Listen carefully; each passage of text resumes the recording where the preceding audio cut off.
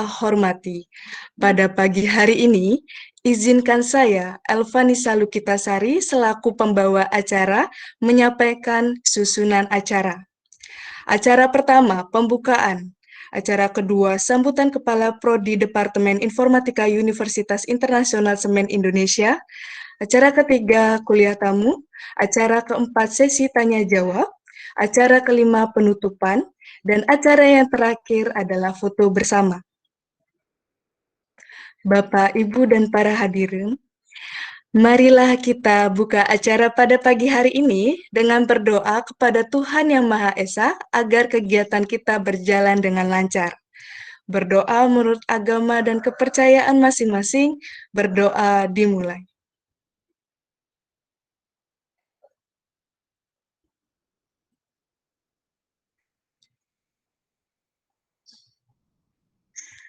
Berdoa dicukupkan.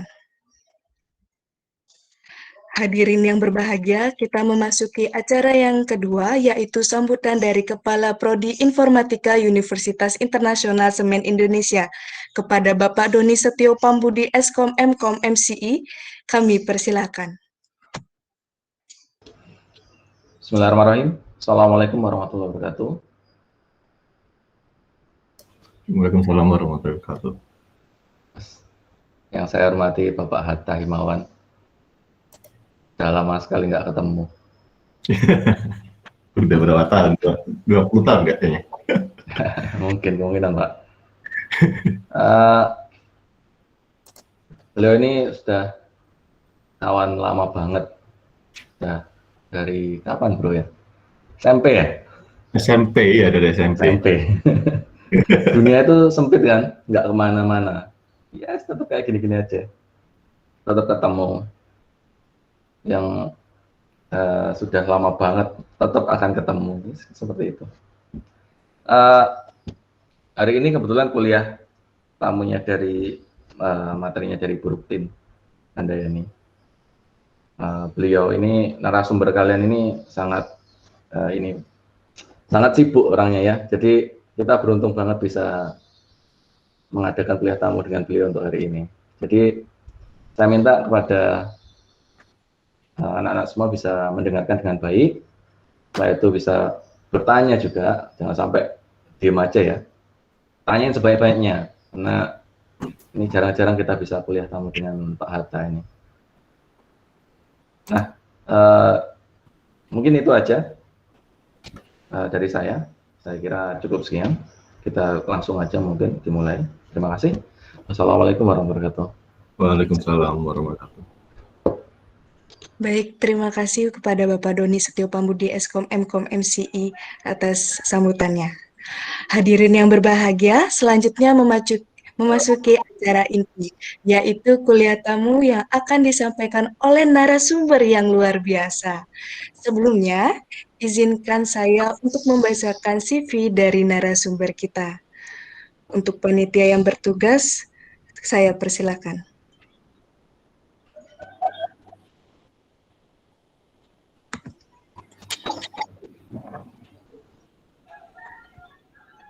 Mr. Hatta Bagus Himawan, Education, Master of Science, Eindhoven University of Technology, Innovation Management, 2015 to 2017. Bachelor of Science, Institut Teknologi 10 November, Information System, 2006 to 2010. Honor and Awards. Astra Graphia Best Employee of the Year 2014, Agit Platinum Award 2013, Agit Best Team Award of the Year 2011, Nomination of Inaita 2010, Nomination of Indigo Awards Enterprise Content and Application Category 2010. Working Experience, Tokopedia Jakarta, Product Manager Lead Official Store, January 2019 until now. Senior Product Manager, Gold Merchant and Official Store, January 2018 to December 2018. Philips Healthcare based Netherlands, Product Manager, January 2017 to August 2017. Indosat Ooredoo, Jakarta, Sales Engineer, August 2014 to July 2015. Astragrafia IT Jakarta, Project Manager, Business Analyst, August 2011 to July 2014. Software Engineer, August 2010 to July 2011. Baik, itu dia CV dari Bapak Hatta Bagus Himawan. Baik, untuk mempersingkat waktu, kuliah tamu kali ini akan dipandu oleh seorang moderator, yaitu Ibu Ruktin Handayani, Eskom Mkom MCI. Beliau merupakan dosen informatika Universitas Internasional Semen Indonesia. Marilah kita sambut Ibu Ruktin Handayani, Eskom Mkom MCI. Kepada Ibu Ruktin Handayani, kami persilakan. Baik, cek sound, suaranya oke? Jelas, Bu. Baik. Assalamualaikum warahmatullahi wabarakatuh. Waalaikumsalam warahmatullahi wabarakatuh. Selamat datang Pak Hatta, salam kenal sebelumnya. Saya yang kemarin kontak Bapak ya. Ini Bapak apa Mas ya? Karena mengingat kayaknya kita ini satu angkatan ya. Ya, bebas apa aja. Bisa saya sedikit ya. Ya, jadi tadi sempat dengar di CV ada Ina Ikta ya. Jadi kalau dengar Ina Ikta itu kayaknya berasa udah lama banget ya, era lomba di tahun 2009-an. Kalau saya 2009. Kalau tadi kayaknya jenengan 2010 ya. Iya, kayaknya terakhir tuh Inaikta 2012 terakhir ada. Iya, sekarang nggak tahu mungkin udah ganti nama atau ganti nggak ada ya. Nah, kalau ngomong-ngomong soal Inaikta ini ya, benar-benar orang pilihan ya yang bisa menjadi juara ya di dalam Inaikta. Nah, kalau Pak Hatta ini saya yakin seperti Pak Doni mungkin ya sering juara di kompetisi-kompetisi dan juga punya banyak pengalaman di bidang pengembangan bisnis TIK di situ. Oke, di dalam kuliah tamu hari ini kami sangat berharap Pak Hatta ya, mahasiswa informatika ini nanti bisa menyerap pengalaman sebanyak-banyaknya dari jenengan hanya dalam waktu maksimal 2 jam. Kayaknya juga nggak mungkin, tapi insya Allah akan ada ilmu berharga di sini. Jadi kami berharap sih mahasiswa kami di sini sesuai dengan visi dari program studi informatika, selain menguasai bidang teknologi informasi dan komunikasi juga berjiwa entrepreneur di sini. Nah, apalagi sekarang kan di era pandemi ya, banyak sekali bisnis yang didrive oleh ilmu teknologi informasi dan komunikasi. Haruskah gitu ya, haruskah nanti teman-teman informatika ini membuat Tokopedia yang kesekian gitu ya, ataukah ada bentuk platform lain yang bisa di-generate oleh teman-teman di sini. Nah, ide-ide seperti ini yang sebenarnya dibutuhkan gitu ya Pak oleh teman-teman di informatika ini, karena jujur aja kalau soal teknis mungkin informatika ini bisa, tapi kalau soal pengembangan ide bagaimana TIK diarahkan menjadi bisnis yang apalagi di era pandemi ini sangat mendominasi, nah itu mungkin bingung gitu ya. Kalau misalnya ngomong soal makanan tuh mau diarahkan kemana ya untuk pengembangan bisnis TIK-nya, fashion gitu ya. Nah, dalam kesempatan kali ini kami sangat berharap sih kita mendapatkan wawasan baru di sini dan juga ada ide yang nantinya setelah kuliah ini bisa diimplementasikan dalam jangka pendek sih. Kami berharap bisa join menjadi penerusnya Pak Hatta nih ya, menjadi bisa ikut berkompetisi. Kalau sekarang kan Gemastik ini yang masih ada. Nah, kami berharap masih bisa join dan berpartisipasi di sana. Syukur-syukur nanti harapan jangka panjangnya teman-teman informatika ini bisa memiliki bisnis sendiri gitu Pak, ketika sebelum lulus bahkan gitu ya, karena ya itu tadi supaya sesuai dengan visi dan misi dari program studi informatika.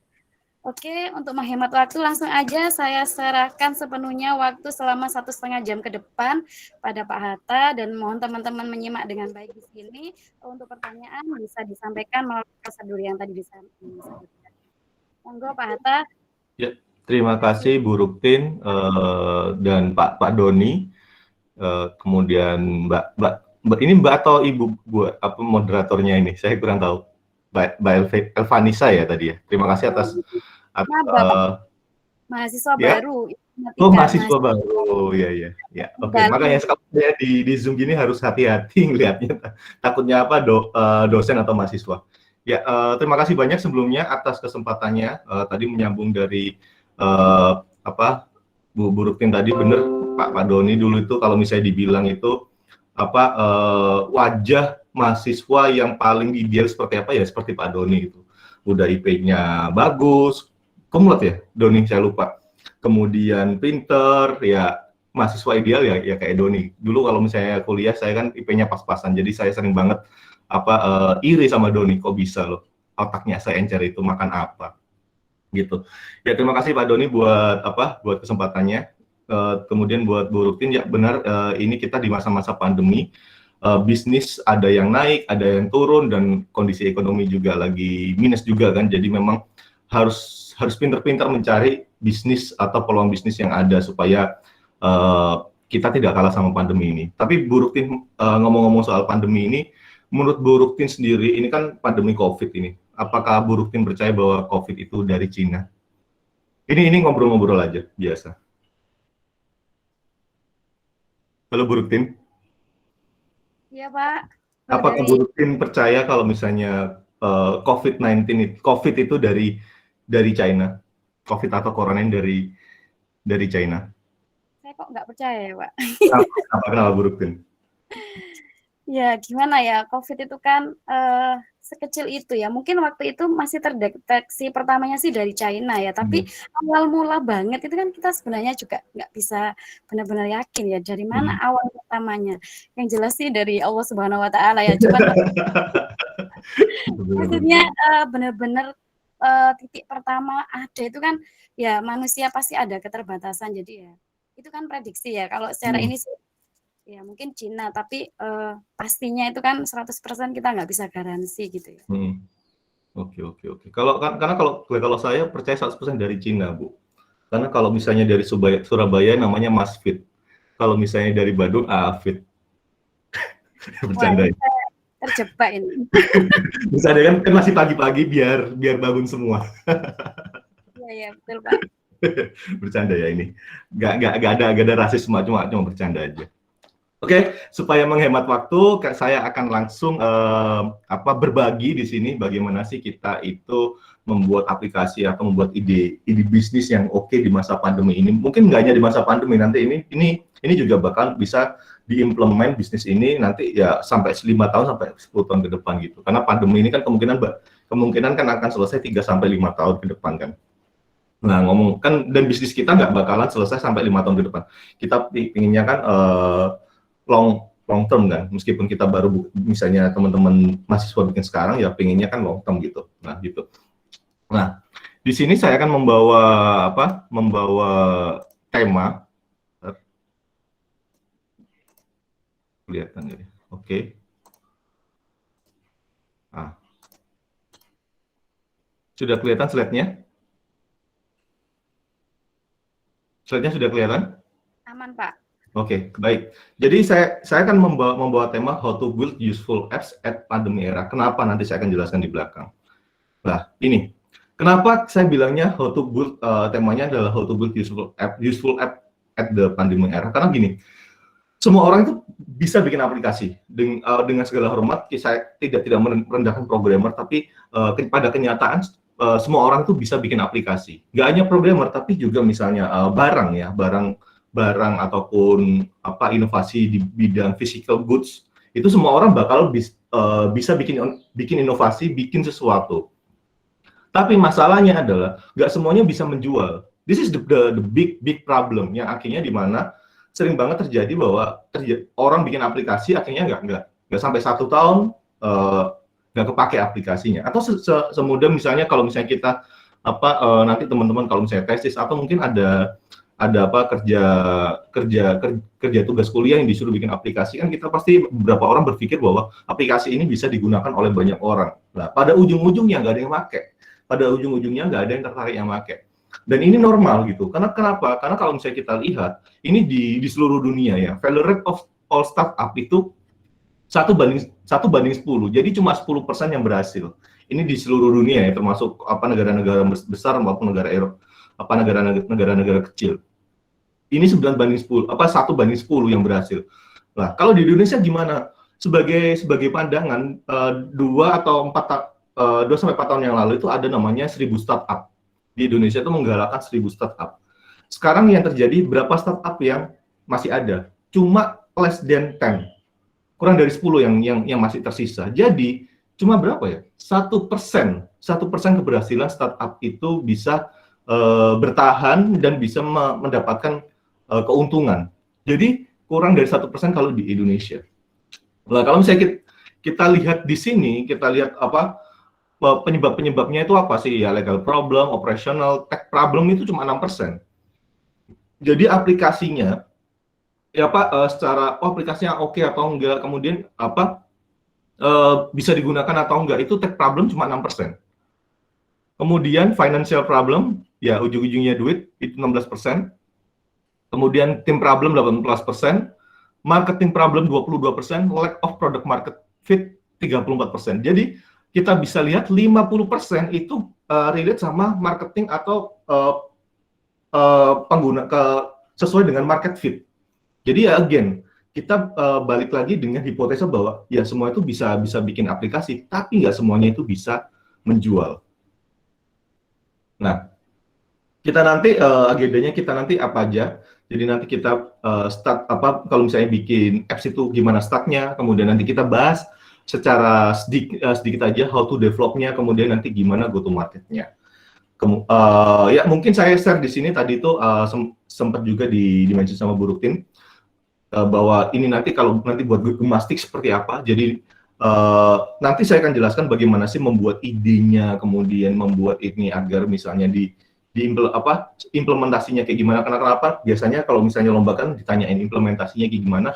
Dan yang paling biasanya lemah di orang IT dan saya sendiri adalah go to marketnya, marketingnya gimana, kemudian penetrasi ke pasarnya kayak gimana, itu nanti bakalan saya bahas di nomor 3. Begitu. Nah, ini tadi udah.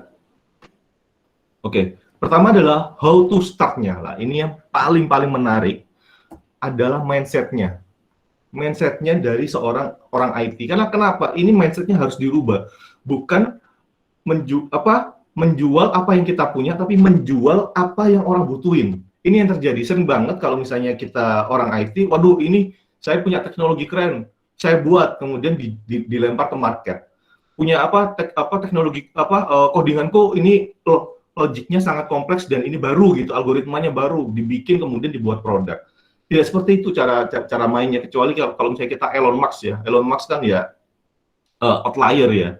Nah, kalau misalnya kita, itu gimana? Kita harus tahu bahwa sebenarnya customer itu taunya apa, customer itu pengennya apa, gitu. Jadi pain point-nya customer itu apa, baru kita bikin solusinya. Jadi berangkat dari situ, jangan kebalik.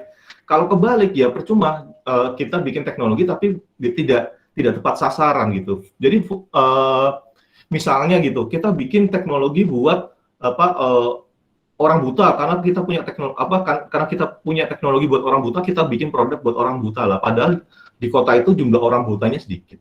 Nah, buat apa?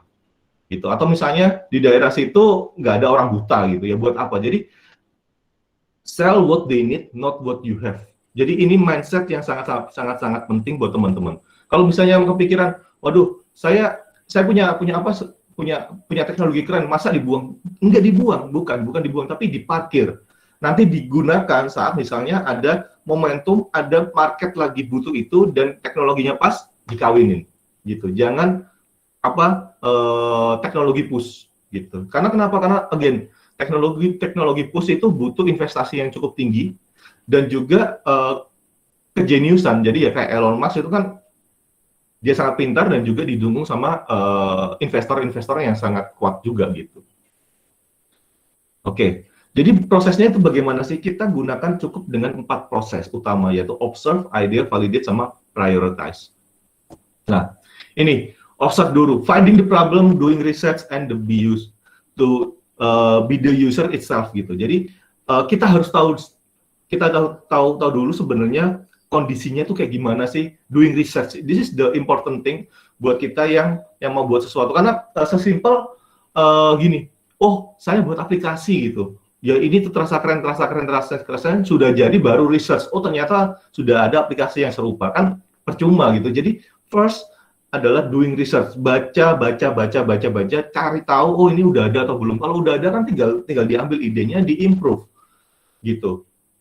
Jadi kalau misalnya kita di sini melihat bahwa kita harus observe dulu. Nah, di sini kita lihat observe itu apa. Jadi kita harus tahu kalau kondisi pandemi ini apa aja sih yang turun dan apa aja yang naik. Kalau misalnya kita bisa lihat di sini yang turun itu ya tourism kayak misalnya Bali pasti turun. Kemudian penerbangan juga turun, otomotif juga turun, construction itu harga tanah juga turun, seperti itu. Dan kita bisa lihat yang naik itu apa aja, medical supply and service, food processing and retail, kemudian personal healthcare, ICT, kayak misalnya Netflix itu masuk di situ juga. Dan karena banyak orang di rumah, maka pengguna Netflix makin naik, e-commerce dan lain-lain.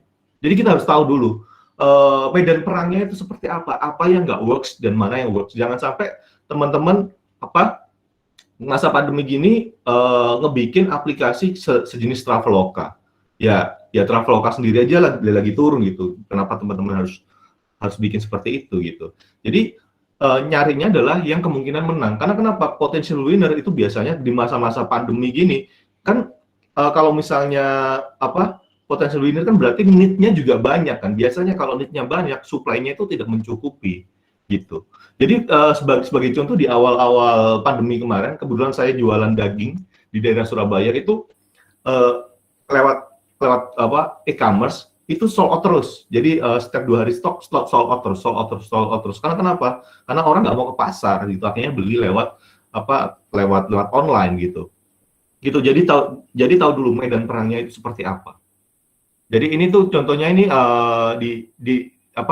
ini tuh potensi di studi kasusnya ini di Mesir, tapi ini masih relevan buat kita, gitu.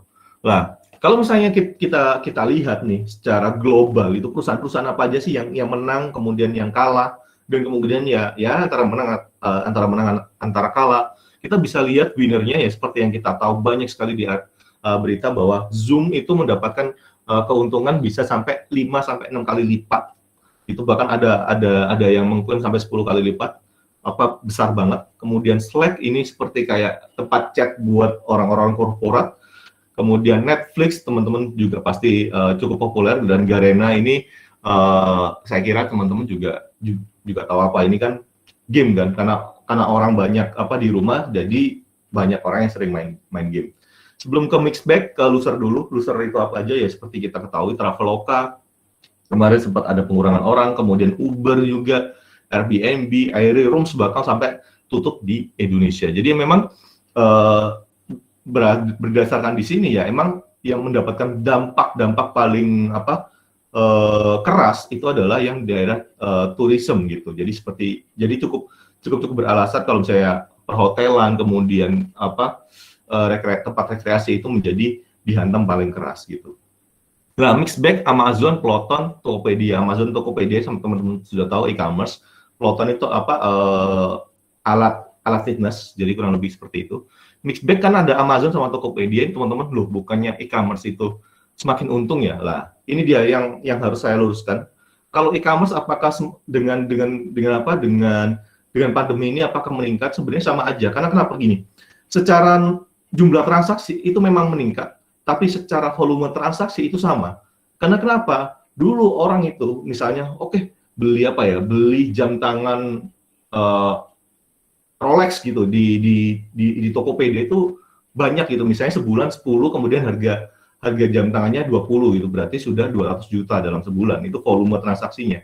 Sekarang orang malas beli Rolex, karena kenapa? Jarang dipakai keluar, ngapain juga. Akhirnya orang shifting beli makanan di Tokopedia, atau beli barang-barang kecil-kecil di Tokopedia. Jadi memang secara jumlah transaksinya itu banyak gitu, karena tadi kan kalau misalnya Rolex, satu Rolex ada 20 juta gitu. Kalau misalnya beli makanan atau beli daging, misalnya let's say satu kali makan 100.000 berarti butuh 200 kali transaksi gitu. Jadi dilihat dari jumlah transaksi emang 200, tapi secara volume transaksi ya sama aja 20 juta gitu. Jadi ya mix bag di sini gitu.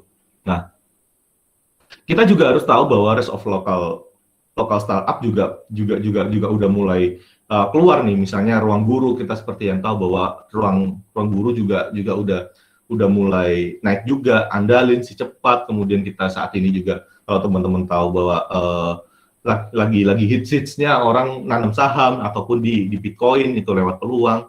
Dan kalau misalnya Bang Han Ji Pyong barusan jadi beberapa bulan lalu jadi brand ambassador-nya Ajaib.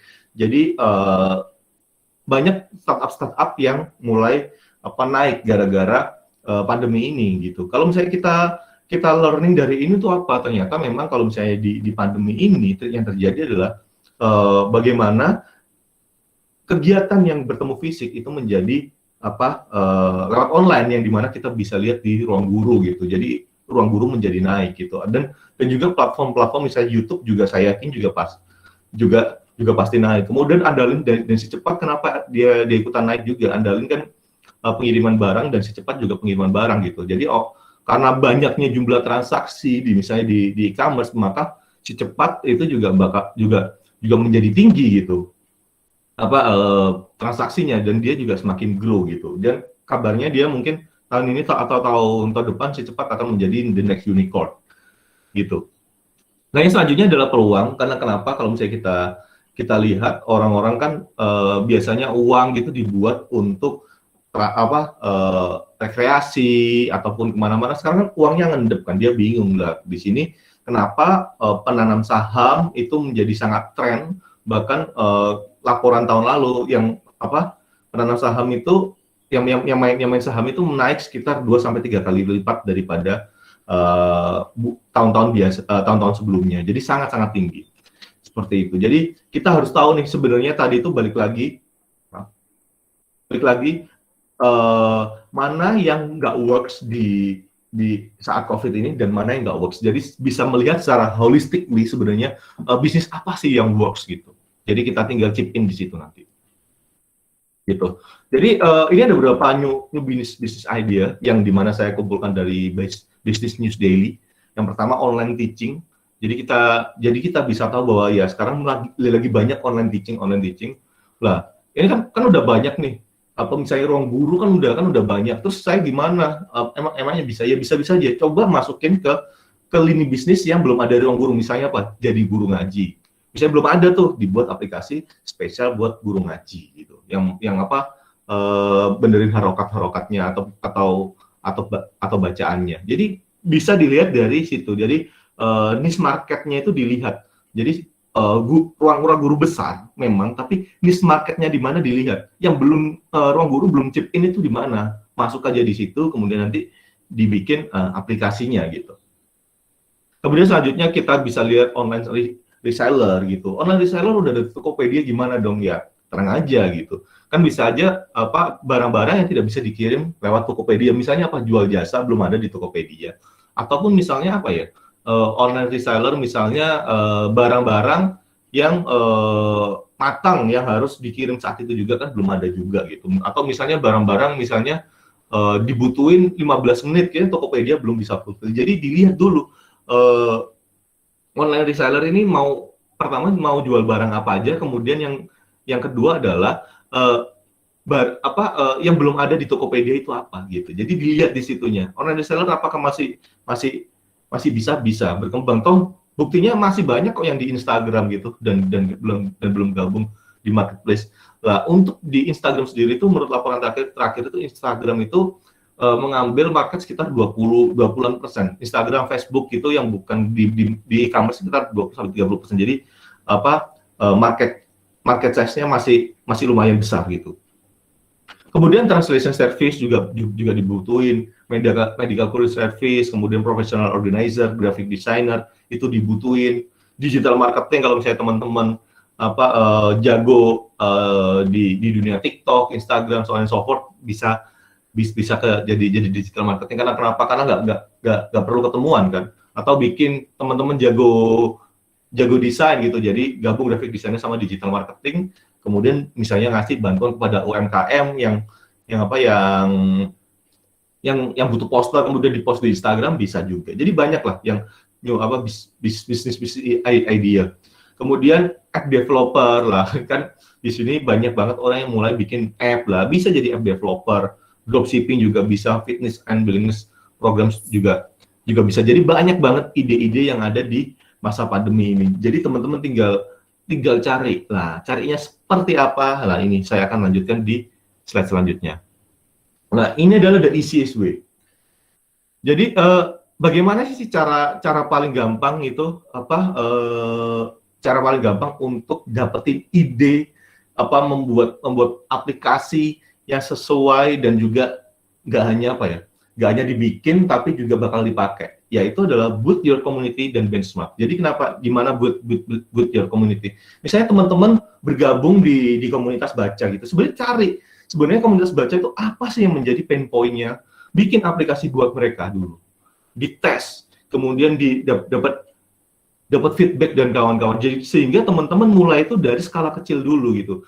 Kesalahan terbesar dari sebuah orang yang bikin aplikasi adalah dia mulai dari skala besar dulu sehingga nggak bisa fokus. Jadi build for your community dulu, fokus dulu, marketnya itu apa dulu, dan sebagai itu juga ya, tips juga. Kebetulan saya juga beberapa kali menjadi juri untuk lomba-lomba aplikasi seperti ini.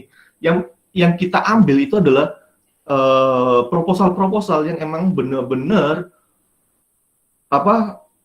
target usernya itu jelas gitu. Jangan target user Indonesia user, kan nggak mungkin. Jadi kalau misalnya ditulis gitu, kemungkinan proposalnya udah nggak masuk, ataupun waktu presentasi kita sudah tidak tertarik karena nggak mungkin usernya itu Indonesia user gitu loh. Karena dari sisi kemampuan koneksi ke koneksi kan saya butuh targetnya semua orang Indonesia, kan koneksinya juga harus kuat dan juga investasi. Jadi nggak mungkin. Jadi mendingan fokus dulu ke target marketnya. Jadi tadi itu misalnya target market orang yang suka buku di Jawa Timur, itu bakalan lebih seksi daripada target market semua orang yang suka buku di Indonesia. Enggak. Itu menjadi potensi target, bukan target market yang sekarang. Jadi bedain potensi targetnya sama yang target market yang saat ini. Jadi misalnya lebih spesifik itu bakal lebih legit dan itu lebih seksi buat siapapun ya, buat juri, kemudian buat misalnya teman-teman butuh investor, itu lebih legit. Dan juga buat teman-teman juga lebih gampang untuk bikin aplikasi buat orang-orang yang lebih spesifik. Karena gini, kalau misalnya orang yang udah nggak spesifik, itu kemungkinan semua orang kan banyak gitu. Teman-teman kan nggak bakal bisa ngebuat orang lain, semua orang happy gitu. Jadi fokus dulu ke spesifik marketnya. Jadi gitu. Kemudian benchmark di sini itu. Benchmarknya apa? Jadi dilihat, saya kayak misalnya dibutuhin aplikasi, misalnya tadi itu baca buku, itu udah ada belum ya? Kalau misalnya mengakomodasi orang-orang yang suka baca buku, di benchmark. Bisa di dalam luar negeri, di dalam maupun luar negeri, bisa di search dengan keyword misalnya reading book dan atau apapun gitu. Nah, ini kalau misalnya kita lihat di K-drama startup kemarin kan pakai non-gil kan. Jadi dia bahkan itu spesifik buat orang-orang yang buta gitu. Jadi dibacain. Itu kan benar-benar spesifik itu. Bahkan spesifik buat untuk pertama kali itu spesifik buat neneknya Dalmi. Jadi ya seperti itu. Fokus dulu ke komunitas terdekat gitu. Itu salah satu faktor kenapa fokus dulu di komunitas itu, di komunitas yang teman-teman join, misalnya tadi baca buku, atau misalnya teman-teman suka misalnya komunitas game, atau teman-teman suka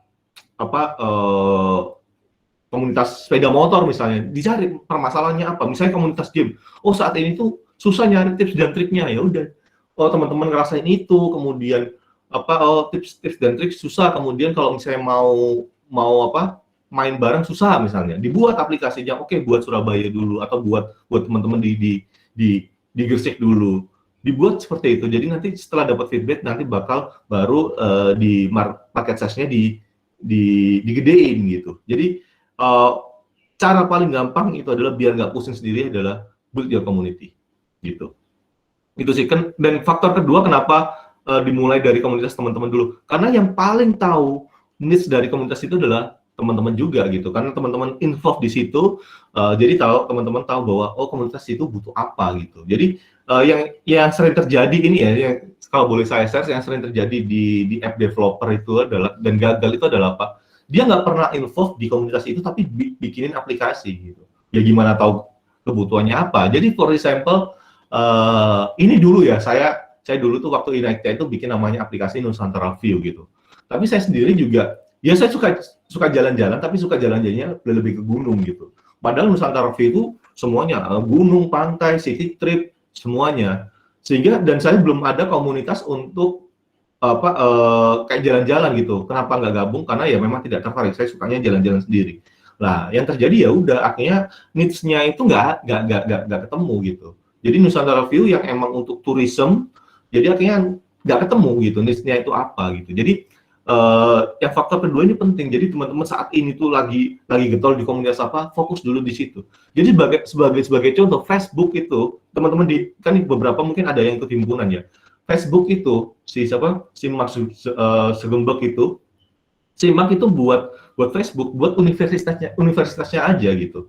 Jadi fokus ke universitasnya aja. Kemudian baru tuh ke universitas yang lain. Padahal di saat itu ada MySpace dan ada Friendster juga, dan Facebook cukup percaya diri karena mereka mulai dari tempat yang kecil dibuat senang, nanti mode to mode gitu sih. Jadi bakalan bisa membantu teman-teman untuk marketing, karena di komunitas ini, oh ini bagus, bakalan dia bilang ke yang lain. Kalau misalnya besar, karena teman-teman nanti itu bakalan nge-recap semua kebutuhan, akhirnya kalau misalnya gagal, ya udah, hancur semua, kurang lebih seperti itu. Nah, setelah tahu build your communities dan benchmark, yang pertama yang harus lakukan adalah setelah doing research dan kawan-kawan adalah finding the problem. Nah, ini yang paling penting. Tadi yang sempat saya sebutkan, cari kebutuhan customer-nya itu apa gitu. Jangan jump to conclusion. Sering sekali dan saya juga pada saat dulu gitu. Saya langsung bikin apps-nya dulu tanpa tahu sebenarnya needs-nya customer itu apa, masalahnya customer itu apa gitu. Nah, kalau misalnya nggak ada masalah, kita bikin aplikasi, masalah apa yang bakalan kita solve gitu? Nggak ada. Jadi ya finding the problem dari yang kita research tadi itu. Jadi rules-nya finding the problem ini adalah, problem itu apa aja? Teman-teman harus tahu where, why, what, which, whom, when, how, who-nya siapa. Jadi kalau misalnya ada problem, itu problemnya di mana? Kenapa terjadi problem itu? Siapa yang terjadi itu? Dan problem itu apa? Bagaimana? Kapan? Jadi teman-teman harus tahu problem itu seperti apa. Dan rules-nya adalah never use assumption. Assumption will kill you. Jadi misalnya gini, oh saya ngerasain ini, menganggap semua orang itu merasakan hal yang sama. Jadi tanya aja ke temen sejurusan atau ke dosen atau siapapun. Oh saya ngerasain ini, kamu ngerasain nggak ya? Gitu. Jangan pernah gunakan asumsi, karena asumsi itu menjebak. Karena kenapa? Karena saat kita bilang asumsi seperti seolah-olah bahwa apa yang kita rasakan juga dirasakan sama orang lain. Kita perlu ngevalidasi, gitu. Jadi nomor 2 itu jangan yang saya sebutkan tadi, jangan langsung loncat ke conclusion. Karena ya again, kalau misalnya nggak tahu masalahnya apa, langsung jawab pertanyaan ya kan sama aja bohong gitu loh. Jadi yang sering terjadi itu gitu, aplikasi langsung tiba-tiba oh barangnya jadi, tapi masalah apa yang mau di solve itu nggak konkret gitu. Ya nomor 3 ini sama kayak nomor 1, jadi ngevalidasi hipotesis kita, benar nggak sih bahwa masalahnya itu ini, kalau saya dikasih solusi ini tuh bakalan bisa solve masalah itulah. Ini paling penting gitu. Nah, dari tahu masalahnya apa, maka keluarlah ide. Jadi misalnya dalam satu tim, oh ada masalah ini, nge-solve masalahnya apa ya? Nah, barulah keluar ide. Ide itu dapat dari mana? Bisa lah tadi googling, melihat referensi. Jadi struktur berpikirnya itu harus runut. Pertama problem statement-nya apa, baru ide. Jangan ide dulu. Ya, jangan langsung loncat ide dulu. Gitu. Kemudian ngevalidasi gitu.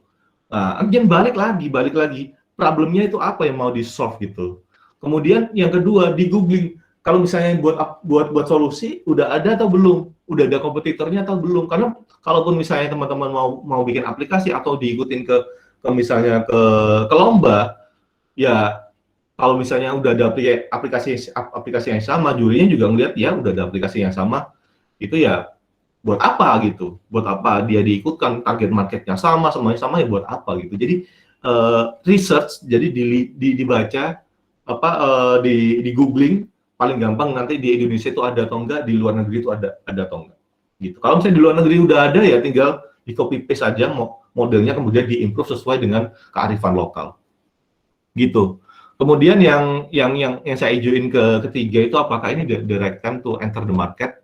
Jadi ini juga penting kalau misalnya teman-teman mau buat startup gitu. Jangan sampai teman-teman buat startup soal Lebaran tapi rilisnya di hari Natal, kan nggak sesuai. Jadi sesuaiin dengan kondisi dan timingnya gitu.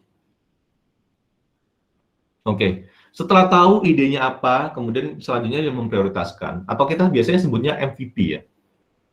Jadi ini juga penting gitu. Karena kalau teman-teman di lomba gitu, pasti nanti ditanyain, wah ini kan besar, gimana cara developnya gitu. Tentu tidak untuk aplikasi yang ideal itu mungkin butuh 3 tahun, tentu itu nggak make sense. Pasti ditanyain 6 bulan mau develop apa. Misalnya ada aplikasi tadi tuh, aplikasi soal orang-orang yang suka baca buku gitu. Ada jadi fiturnya apa aja? Fiturnya misalnya fitur list buku-buku favorit. Kemudian fitur kedua itu adalah teman baca misalnya, buat berteman untuk dapetin teman untuk baca buku misalnya. Kemudian atau ketiga summary gitu. Dilihat dulu. Tiga-tiganya kan tidak mungkin di develop pada saat yang bersamaan gitu. Jadi dilihat dulu mana yang lebih prioritas gitu. Apakah pertama itu misalnya reading list, ataukah nyari teman buat nemenin saat misalnya baca, ataukah summary bukunya. Dilihat. Jadi dari target market itu tanyain, butuhmu apa sih? Jadi dari situ bisa memprioritaskan. Pertama adalah misalnya reading list, ya udah dibuat itu dulu gitu. Gak usah kemana-mana, dibuat itu dulu gitu. Seperti itu. Nah, ini adalah contoh bagaimana sebuah produk yang gagal mendengarkan customer problem. Jadi ini smart home with smart dining. Jadi aplikasi ini tuh aplikasi apa sih? Jadi ini tuh sebenarnya berangkat dari problem statement. Kalau misalnya sering kan kita, mungkin di Indonesia jarang ya, di luar negeri itu sering kalau misalnya makan malam kemudian ada musik di tengahnya. Jadi idenya itu menggabungkan alat musik sama tempat paper garam lah, misalnya garam, atau misalnya paper bahasa Indonesia-nya. Ya itulah. Buat garam, tempat garam dijadiin satu gitu. Nah, ini idenya bagus karena inovatif, tapi pada kenyataannya itu susah. Karena kenapa? Untuk konekin lagu itu, satu, ini harus di-charge. Kemudian kedua harus ditaruh dikonekin sama HP. Nah, sekarang sekarang ya tinggal masukin naruh HP aja di situ kan beres gitu. Jadi akhirnya alih-alih ini membantu tambah merepotkan gitu. Nah, ini adalah salah satu bagaimana sebuah produk itu dengerin customer problem gitu. Jadi misalnya True Jerky ini bikin sebuah inovasi gitu. Ini gimana ya penjualannya supaya naik gitu. Dia dengerin customer problem saat makan. Ini dendeng ya, produknya itu dendeng. Kemudian apa sih sebenarnya customer problem saat makan dendeng itu? Dan sesimpel ngasih dental floss. Jadi dental floss itu kayak ya buat nanemin gigi gitu lah, bersihin gigi. Karena saat makan dendeng kan nyelip kan. Jadi dia ngasih dental floss di situ. Dan penjualannya menjadi naik sekitar 60%. Jadi sesimpel itu. Jadi kadang-kadang solusinya itu sangat-sangat simple, dan kita selalu berpikir terlalu sophisticated gitu. Jadi again, yang pertama perlu dilakukan adalah cari tahu customer problem itu apa. Cari tahu apa yang mereka butuhkan, bukan apa yang kita punya. Oke? Ini. Terus yang selanjutnya, how to build it gitu. Jadi ini lebih relevan tadi itu yang sempat saya bilang bahwa bagaimana sih ngebuat ini gitu. Tentu saja kita misalnya punya apa tiga tadi itu misalnya teman-teman pengen buat aplikasi buat orang-orang yang suka baca tadi, reading list, kemudian teman baca, kemudian apa summary. Jadi dilihat dulu, misalnya dibuat reading list dulu, fokus dulu ke reading list. Nanti di proposalnya juga dijelasin aja, misalnya ini fokus ke reading list, tapi fiturnya itu ada banyak gitu. Buat 6 bulan pertama itu reading list. Buat misalnya 1 tahun kemudian itu adalah teman baca. 2 tahun itu adalah summary. Jadi dibuat proyeksinya seperti itu. Kalau misalnya saya dulu tuh pengalaman juri dan juri-juri yang lain, kalau misalnya dia bisa seperti itu bakalan menjadi poin plus. Karena kenapa? Gak mungkin semua fitur itu ada di waktu yang sama. 6 bulan reading list, teman baca, kemudian summary ada di situ semua gitu. Gak mungkin. Jadi yang pertama adalah reading list dulu. Misalnya 6 bulan pertama ngerjain fitur ini dulu, kemudian selanjutnya fitur-fitur yang lain. Nah, di sini kita menyebutnya dengan konsep MVP. Tapi somehow saya kurang setuju dengan MVP karena MVP itu ngasih apa ya? Ngasih maksimum amount of ngasih fitur yang secara functionality itu memudahkan customer, tapi customer belum tentu suka gitu. Jadi sesimpel itu. Jadi bikinlah sebuah MVP, jadi kita nyebutnya MLP ya, most lovable product. Jadi buatlah produk atau fitur yang benar-benar spesifik, misalnya tadi itu reading list dulu, tapi secara experience, secara needs-nya customer itu ke cover semua. Jangan secara functionality-nya aja gitu. Nah gini, jadi kalau misalnya bisa dibayangkan bedanya minimum viable product sama minimum lovable product itu ya, kalau misalnya roti bisa dimakan aja. Kalau minimum lovable product itu remarkable. Jadi ini tuh produk ini tuh remarkable buat saya. Nah caranya gimana? Ini dia. Kita bisa lihat yang MLP itu yang oranye, yang MVP itu yang grey. Jadi kalau misalnya kita mulai di sini, MVP itu adalah usernya itu banyak. Tadi itu sebagai contoh tadi itu tiga fitur untuk orang penyuka buku gitu. Jadi kalau MVP itu fiturnya semua gitu, tapi nanti di develop di improve gitu. Jadi kalau misalnya fiturnya banyak, otomatis user yang pakai juga banyak juga dong pasti. Lah ini usernya yang pakai banyak juga, tapi yang kejadiannya adalah orang tuh bakal turun kepercayaannya. Kenapa? Dari sisi kita yang bikin aplikasinya itu kan harus nge-fulfill keinginan dari 3 fitur ini, user dari 3 fitur ini. Misalnya saya suka yang reading list, Pak Doni suka yang summary buku. Kan ini needs-nya beda semua kan. Nah, ini kita pengen menyenangkan semua. Tapi kan orang yang ngoding kan terbatas juga gitu. Jadi ya akhirnya yang terjadi adalah karena saya nggak puas, ya udahlah saya pakai aplikasi yang lain, jadi akhirnya turun. Nah, minimum lovable product adalah yang kayak gini yang naik. Ini kenapa yang naik kayak gini? Jadi misalnya tuh fokus dulu ke reading list, buat saya seneng dulu, seorang Hatta seneng dulu gitu. Setelah seneng, saya nanti bakalan word to mouth ke orang lain gitu. Jadi beritahu ke Buruktin, ini Buruktin bagus loh, ini aplikasinya, Buruktinnya pakai. Akhirnya setelah banyak yang suka dengan reading list ini, kemudian lanjut ke misalnya teman-teman baca. Oke, ini udah bagus, lanjut ke misalnya tadi itu summary bukunya. Jadi akhirnya jumlah penggunanya semakin naik dan naik. Jadi fokusnya gitu, mendingan fokus ke target market yang spesifik, nyenengin orang tersebut dulu, habis itu nambah orang. Seperti itu. Nah, salah satu hal yang mungkin perlu diperhatikan juga, ini mungkin di lomba nggak keluar, tapi mungkin saya sedikit sharing aja. Jadi dalam satu aplikasi apa sih bedain misalnya orang suka pakai Tokopedia, Shopee daripada misalnya Blibli. Banyak yang bilang orang itu adalah mereka suka Tokopedia atau Shopee daripada Blibli adalah karena banyak promonya. Enggak, kalau misalnya teman-teman lihat Blibli juga harganya kompetitif juga. Ternyata setelah kita lihat itu adalah UX-nya yang membedakan gitu. Jadi kalau Blibli itu ribet lebih ribet nyari barangnya, kemudian kalau misalnya belanja itu lebih ribet dan lain-lain. Kalau Tokopedia, Shopee lebih gampang.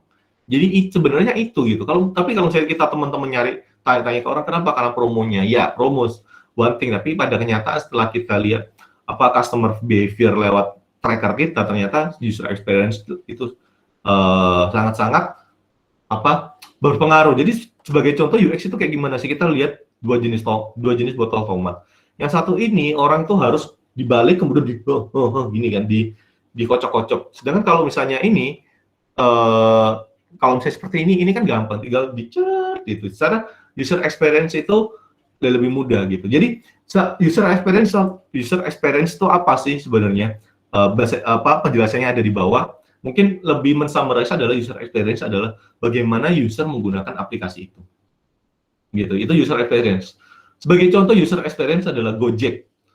Kenapa misalnya GoFood lah. Kenapa GoFood itu banyak orang yang suka GoFood gitu? Karena user experience kayak gimana? Saya pesan GoFood, seorang Hatta pesan GoFood itu duduk pesan, kemudian dia tinggal duduk manis, beli barang datang, tinggal nyamperin ke abangnya di depan pagar, diambil. Secara effort itu kecil. Bayangin kalau misalnya kita beli sendiri, keluar, nyalain mobil, buka pagar, ke parkirannya si warungnya itu atau restoran itu, keluar, kemudian beli, pesan dan kawan-kawan. Butuh waktu berapa?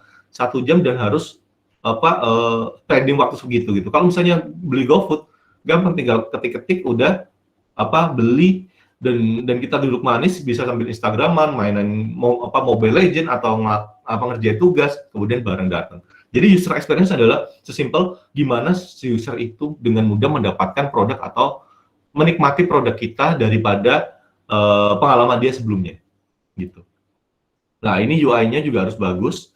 Jadi UI itu kalau misalnya kita lihat UX itu nggak ada gambarnya, tapi UI itu agar lebih bagus. Jadi sebagai contoh, kalau misalnya di aplikasi kita bisa lihat stop itu tombolnya merah, itu adalah UI.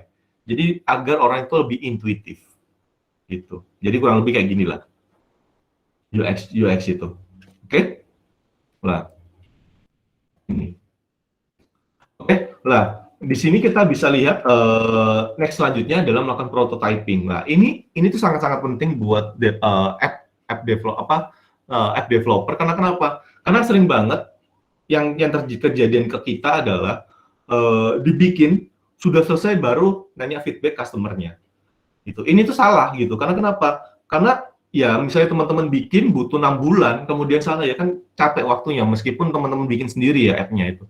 6 bulan kan capek juga. Mendingan gimana? Sebulan dibikin dulu misalnya mock up-nya atau ini fungsinya kayak gimana? Ditanyain aja ke teman-teman terdekat. Gitu. Oke, ini oke nggak sih? Ini fungsinya oke nggak sih? Ide bisnisnya oke nggak sih? Divalidasi. Gitu. Mendingan kita misalnya divalidasi nggak sesuai dan kemudian develop lagi daripada sudah jadi 6 bulan terbuang sia-sia. Kalau let's say aja 1 bulan prototyping keluar kemudian dapat feedback, ya udah develop lagi 6 bulan gitu, 7 bulan in total. Kalau misalnya nih 6 bulan jadi validasi ternyata gagal, develop lagi 6 bulan, 12 bulan, buang-buang waktu. Jadi lakukan prototyping terlebih dahulu gitu. Prototyping itu bisa apa aja, bisa misalnya mock up-nya dulu atau misalnya di aplikasi tapi statis dulu, dilihat dulu aja feedback dari usernya gitu. Yang sering terjadi adalah ini ya yang sering terjadi adalah somehow itu orang-orang yang bikin aplikasi itu reluctant untuk minta feedback. Nggak tahu kenapa. Ataukah takut waduh ini kalau misalnya saya dulu refleksi saya dulu itu kayak egonya developer aja gitu. Jadi bikin aplikasi wah ini kan saya bikin bagus-bagus masa diajak sama orang masa dikatain orang gitu. Jadi ada ego yang nggak nerima itu. Padahal ya harus berbesar hati gitu. Kalau misalnya nggak bagus ya let's improve it gitu. Gitu sih. Jadi ya percuma kalau misalnya karena ego kita bikin 6 bulan terus ternyata akhirnya nggak jadi. Gitu. Wah, ini kurang lebih nanti ini saya sharing slide-nya, nanti teman-teman bisa baca. Ini kurang lebih sprint backlog dalam kalau misalnya development sesungguhnya gitu lah. Mungkin saya sedikit. Jadi nanti ada product backlog, butuh yang dirilis apa aja, kemudian nanti ada sprint backlog. Ini lebih kayak ke Agile atau Scrum Master gitu. Nah, ini yang go to marketnya. Apa aja yang penting for your community? Again, for your community, lihat dulu fokus ke komunitas teman-teman gitu. Karena again yang pertama adalah kalau misalnya di komunitas target marketnya lebih spesifik, dan kedua teman-teman udah tahu gitu. Jadi nanti dapat feedback, kemudian ya misalnya 10 orang gitu, ya udah fokusin ke 10 orang itu gimana supaya aplikasi itu bagus buat 10 orang itu. Habis itu nanti bakalan at least itu menjadi representatif 10 orang itu representatif buat banyak orang kayak gitu. Kalau misalnya kita sendiri yang menilai, itu bias. Karena kenapa? Karena kita ada ego. Wah, ini kan saya yang bikin gitu, masa jelek gitu. Nah, make it remarkable gitu. Jadi bikin aplikasi itu, kalau misalnya teman-teman itu udah punya referensi yang bagus, ini bagus digunain itu. Make it remarkable. Misalnya aplikasi itu sesimpel gak ada di dunia ini sebelumnya. Sesimpel itu. Tapi again, gak ada di dunia ini sebelumnya, tapi bisa dipakai. Lah inilah yang menjadi menjadi jebakan Batman biasanya. Ini belum ada, tapi kalau misalnya nggak ada yang pakai, yang percuma gitu. Jadi belum ada selama ini, dan dicek, divalidasi apakah orang itu butuhin itu. Kalau ada butuhin itu, oke, let's go gitu. Jadi make it remarkable, dan make it remarkable juga kedua, misalnya secara fitur atau secara gambar itu nyeleneh sendiri kayak gitu-gitu. Nah, kurang lebih seperti itu. Saya akan tutup dengan yang saya buka tadi itu, everyone can build application but not to sell it. Kurang lebih seperti itu, Bu Ruktin, dari saya. Jika ada pertanyaan teman-teman, silakan.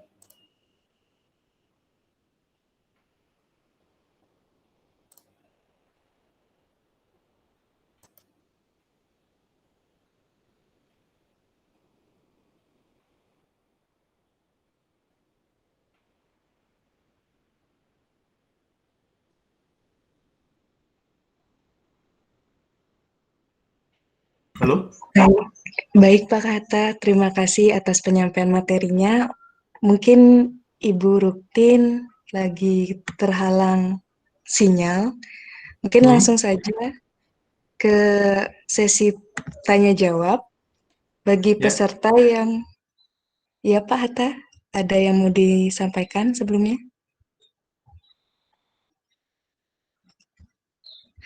Halo?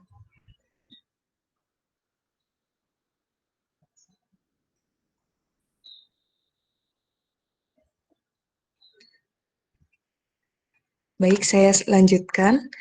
Bagi peserta yang ingin bertanya, dipersilakan untuk menggunakan fitur raise hand, atau jika terkendala dengan sinyal atau error pada mic, bisa mengetikkan pertanyaan di kolom chat dengan format sesuai dengan rules peserta.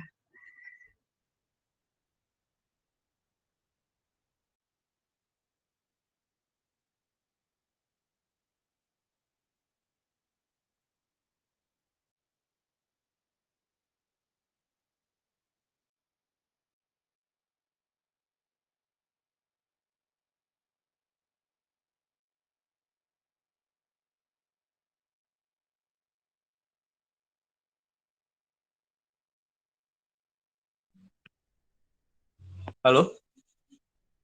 Halo Pak. Iya, kayaknya saya juga bermasalah juga ini, koneksinya. Nggak tahu kenapa.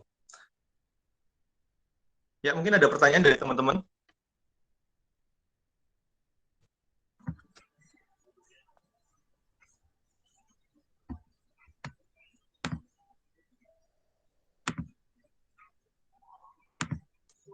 Tapi tadi di tengah presentasi saya sempat itu nggak? Sempat putus nggak?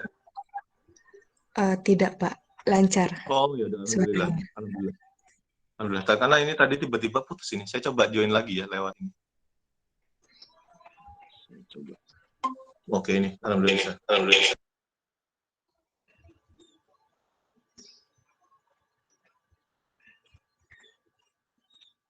Ya, alhamdulillah bisa. Ya, mungkin dari teman-teman ada pertanyaan mungkin?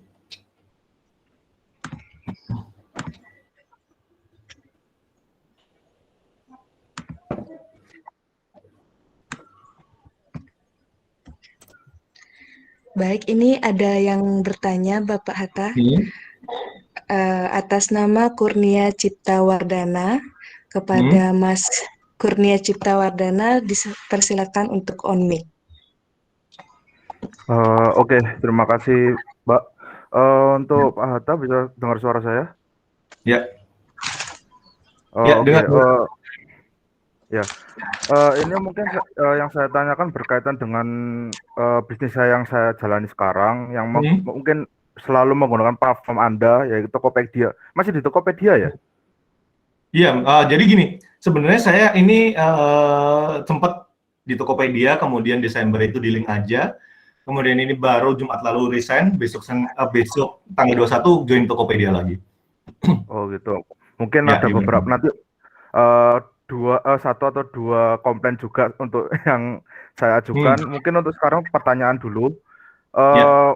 Untuk yang tadi, jadi untuk saat ini kan pemasaran mungkin tertuju ke online.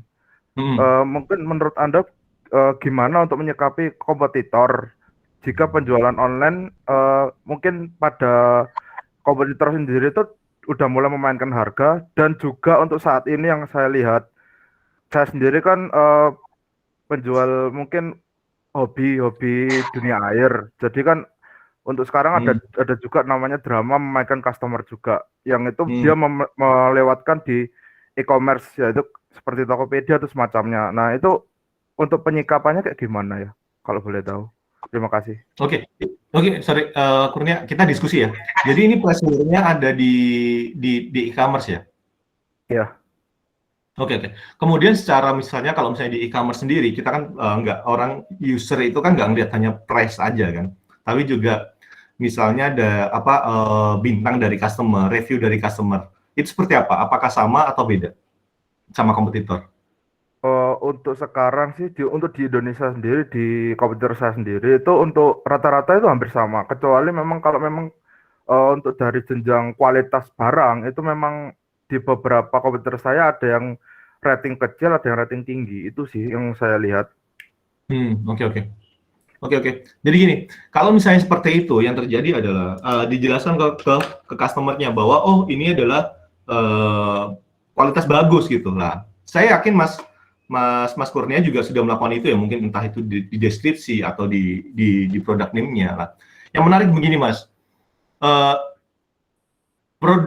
si user Asia itu nggak suka baca Mas. User Asia, mungkin Mas, kenapa? Jadi saya pernah dengar juga itu di toko online itu dia tuh menjual foto, bukan menjual tulisan gitu maksudnya. Atau kayak gimana? Jadi yang dijual di fotonya itu, di foto yang pertama itu diberitahu tuh. Oh, misalnya Mas maaf tadi Mas Kurnia jualan apa, sorry? Barang-barang aquascape. Barang-barang apa? Aquascape. Aquascape itu apa itu? Jadi yang seperti di akuarium itu yang banyak tumbuhan-tumbuhannya itu. Oke. Misalnya di tumbuh-tumbuhan itu, misalnya diberitahu misalnya, oh ini tahan lama, tidak lumutan, dibuat kayak gitu. Jadi tulisannya itu ditaruh di foto itu. Mungkin terkesan fotonya kotor, tapi ya itu, orang Indonesia tuh males baca product description. Kalau misalnya kenapa foto dulu, habis itu dua-duanya product description ya, karena orang itu suka ngeliat foto. Oke. Mungkin kalau misalnya di luar, misalnya di China, ini sebagai informasi aja, itu mereka menggunakan video. Tapi kenapa menggunakan video? Karena secara sinyal itu di China itu lebih bagus daripada di sini gitu. Jadi mungkin bisa ditaruh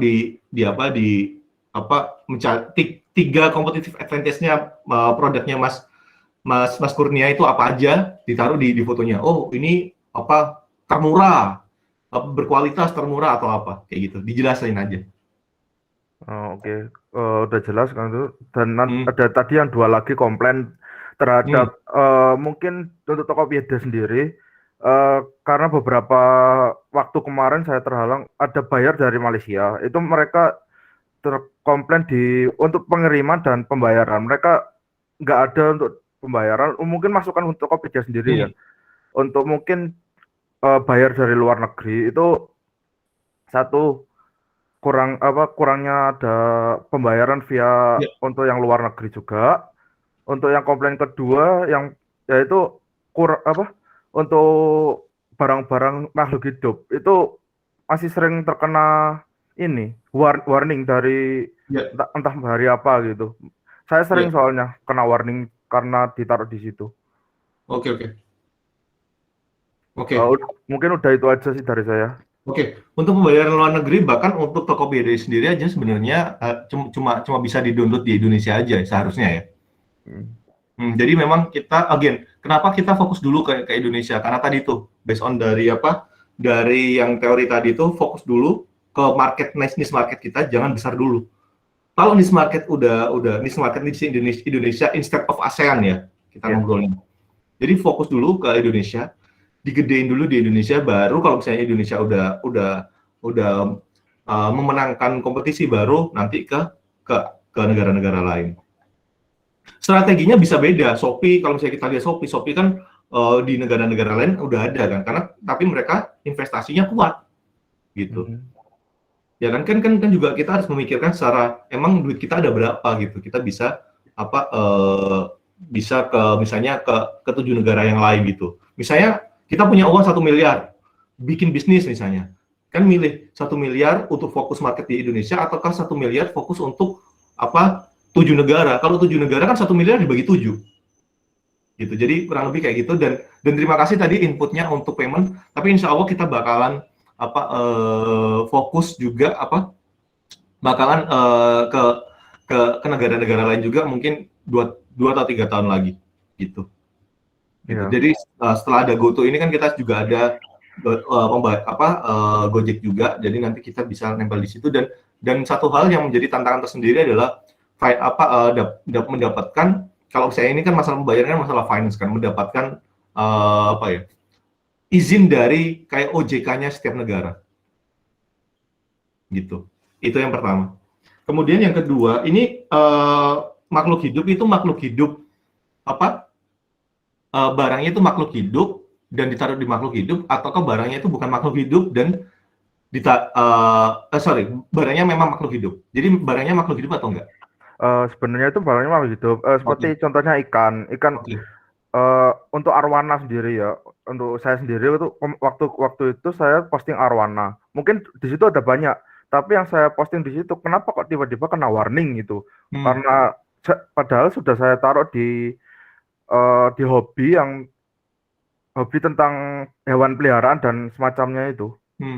Oh, di warningnya kenapa? Kenanya tuh di kayak semacam kayak semacam di report kalau hewan kayak ya hewan ini apa namanya? Hewan hidup. Hewan hidup, iya. Tapi yang lain aman. Saya dapat warning dari Tokopedia sendiri gitu. Oke. Itu ada kemungkinan di deskripsinya ada yang menyalahi aturan biasanya. Coba aja di. Ya, soalnya aku lihat juga yang lain hampir sama deskripsinya seperti itu. Tapi kenapa punya saya saja yang mungkin bukan hanya saya saja sih, mungkin yang lainnya juga ada yang kayak gitu. Tapi untuk yang saya saja, apalagi waktu pas di development untuk pengiriman juga itu mungkin untuk dari Tokopedia sendiri minta banyak banget surat untuk bisa menerima itu tadi. Itu sih. Iya. Oke. Kan sebenarnya di Tokopedia sendiri kan sebenarnya tidak boleh kan ngejual barang makhluk hidup kan sebenarnya. Jadi itu kan sebenarnya ke deteksi menjual barang makhluk hidup kan itu sebenarnya. Bener kan? Iya. Jadi sebenarnya kalau misalnya di Tokopedia sendiri sebenarnya kita ada AI-nya mendeteksi bahwa ini barang makhluk hidup atau enggak. Meskipun ditaruh di kategori yang aneh gitu, misalnya kategori handphone gitu, ya kita tetap bakal bisa mendeteksi.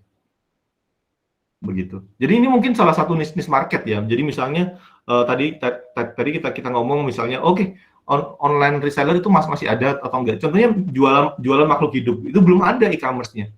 Teman-teman bisa jualan, bisa buat itu. Gitu. Mas Kurnia. Oke, udah itu aja. Iya, udah itu aja untuk sekarang. Mungkin nanti saya lihat tunggu update-nya dari Tokopedia sendiri, apakah akan kayak seperti apa untuk menunjang kami para penghobi makhluk hidup juga. Mungkin kayak gimana lagi. Udah, untuk itu aja dari saya. Terima kasih, Ya, ya, Pak ya, Atta. ya, terima kasih. Ya.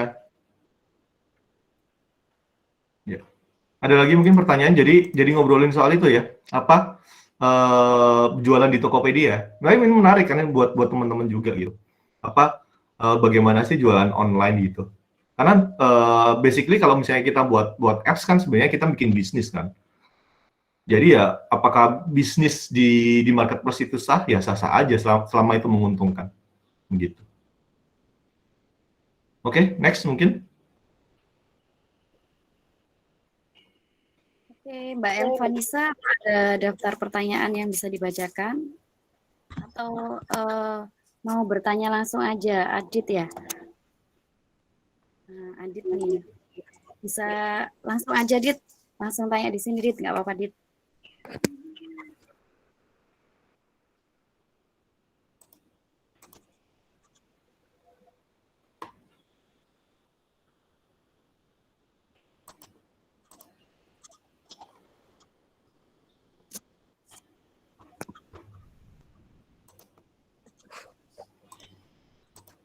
Ada, Adit? Ini kayaknya Adit nih yang mau bertanya nih. Ya. Nah, kalau nggak salah ini ya. Bisa dibacakan Mbak Elvanisa? Nomor Baik, Bu. Terima kasih atas waktunya.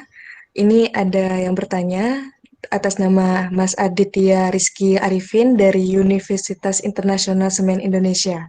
Pertanyaannya, apakah akan terjadi saturasi dalam scan bisnis TIK? Jika iya, bagaimana agar tetap kompetitif? Sorry, tadi pertanyaan kalimat pertama. Bisa diulangi? Apakah akan terjadi saturasi dalam scan bisnis TIK? Jika iya, bagaimana agar tetap kompetitif? Saturasi itu maksudnya kayak gimana tuh? Mungkin Mas Aditnya bisa menjelaskan biar pemahaman kita sama.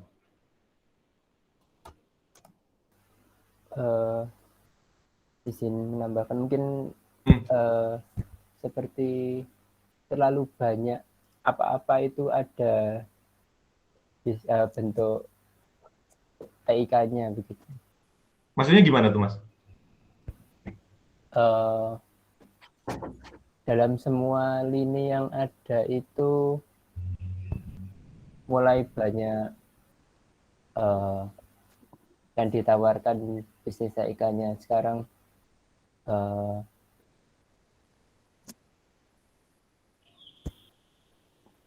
Agak susah jelaskannya.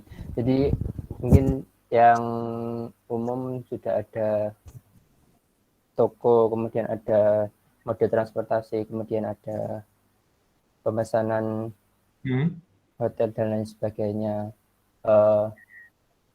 dan semakin banyak yang serupa juga. Ada di aspek edukasi, mungkin ada di aspek servis-servis lainnya. Nah, apakah akan ada suatu waktu ketika tawaran-tawaran ini akan menjadi terlalu banyak yang masuk? Contohnya kayak gimana, Mas? Belum nangkep saya. Iya, Dit. Saya juga belum nangkep nih, Dit. Mungkin maksudnya terlalu banyak aplikasi-aplikasi yang menyentuh semua ranah gitu ya? Atau gimana, Dit? Kasih contoh aja mungkin ya. Ataukah maksudnya Adit misalnya, sedikit-sedikit TIK, sedikit-sedikit ada aplikasinya, begitukah? Iya, salah satunya itu. Oke. Jadi bagaimana menanganinya terlalu banyak aplikasi ya? Iya. Oke. Jadi begini. Ini tuh yang menarik gitu. Jadi semua itu gini. Sering banget di sini itu terjadi adalah semua itu bikin aplikasi gitu. Padahal aplikasinya satu udah ada sebenarnya, kemudian kedua sebenarnya ya bisa diintegrasikan gitu. Jadi contoh paling gampang adalah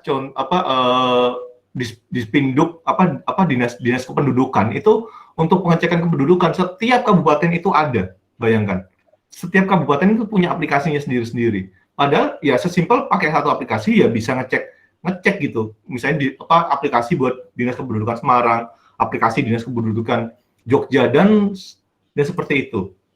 Memang sering terjadi kecenderungannya itu orang itu sedikit-sedikit bikin aplikasi. Padahal ya kalau misalnya kita mau bisnis, contohnya tadi Mas Kurnia tadi, misalnya pengen jualan hobi gitu, barang-barang soal hobi gitu.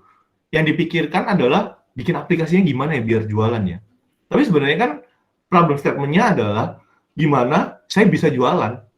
Jadi utilize, kalau misalnya kita sebagai entrepreneur, itu tadi kan spiritnya sebagai entrepreneur kan, adalah utilize aplikasi yang sudah ada dulu barangnya udah ada, dan utilize apapun itu yang udah ada, kemudian ya udah dijual. Jangan bikin aplikasinya dulu. Bikin aplikasi itu setelah terbukti bisnis modelnya, kemudian baru bikin aplikasi. Sebagai contoh dulu Gojek. Awal Gojek berdiri itu pakai apa? Pakai Google Form.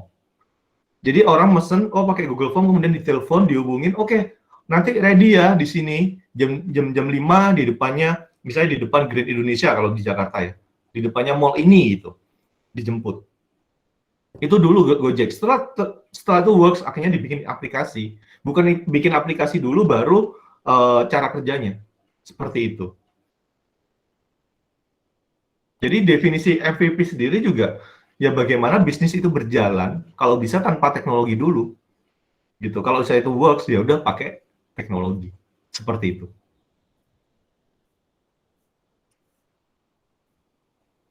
Ya, ada pertanyaan lain mungkin? Mungkin ditanyakan Adit tadi ya Pak ya. Ketika nanti seseorang itu sudah merasa need tadinya udah dipenuhi dengan proses bisnis yang ditawarkan, kemudian disupport sama aplikasi, rasanya memang untuk bisa menginstal aplikasi yang banyak di HP-nya itu kayak udah jadi kebutuhan juga gitu ya Pak ya. Jadi kalau misalnya ternyata semuanya sudah bisa disediakan di aplikasi, di handphonenya, itu memang ya nggak ada pilihan lain untuk menginstal semua aplikasi tersebut. Jadi misalnya pernah kan orang bilang seperti ini ya, sedikit-sedikit aplikasi gitu ya, sedikit-sedikit aplikasi, lama-lama handphonenya kan penuh gitu kan. Iya, benar. Tetapi ke depannya kan sangat mungkin ya Pak, misalnya tadi benar-benar memang kita tergantung dengan aplikasi itu dan memang terbukti itu jadi problem solving buat kita, buat customer kan ya memang mau nggak mau harus pakai itu aplikasi gitu ya. Ya seperti kayak misalnya sekarang WhatsApp gitu. Kita mungkin WhatsApp itu sekarang tanpa WhatsApp kita ya susah juga kan. Jadi seperti itu. Jadi tapi tadi poin menarik dari Bu Ruktin adalah sedikit-sedikit aplikasi adalah sekarang juga orang juga kalau misalnya mau install aplikasi juga sebenarnya mikir-mikir juga karena storage-nya juga udah penuh. Gitu. Jadi again saat teman-teman itu mau bikin bisnis jangan bikin aplikasinya dulu tapi bikin model bisnisnya dulu. Kalau misalnya di offline-in gitu misalnya offline dulu aja atau online lewat pesannya lewat WhatsApp gitu. Itu works atau enggak? Kalau works dibuatin online. Kalau nggak works, ya buat apa di online-in gitu. Dibikin aplikasinya gitu misalnya. Masukan bagus ya buat teman-teman di kampus nih, mudah-mudahan ada yang di sini ya. Jadi dijalankan dulu bisnisnya, mau pakai Google Form juga boleh, mau pakai WA manual juga boleh gitu. Baru nanti dipikir bikin aplikasinya. Benar. Benar. Misalnya apa ya di jualan di Gresik misalnya jualan apa ya? Jualan misalnya batu marmer misalnya. Ya udah bikin aja dulu websitenya yang keren gitu. Tapi pesannya lewat WhatsApp udah nggak masalah. Gitu dibikin dulu. Kan sekarang sering banget tuh ngelihat batu marmernya yang keren itu kayak gini, dijelasin di websitenya, kemudian mau pesan lewat WhatsApp, udah sesimpel itu.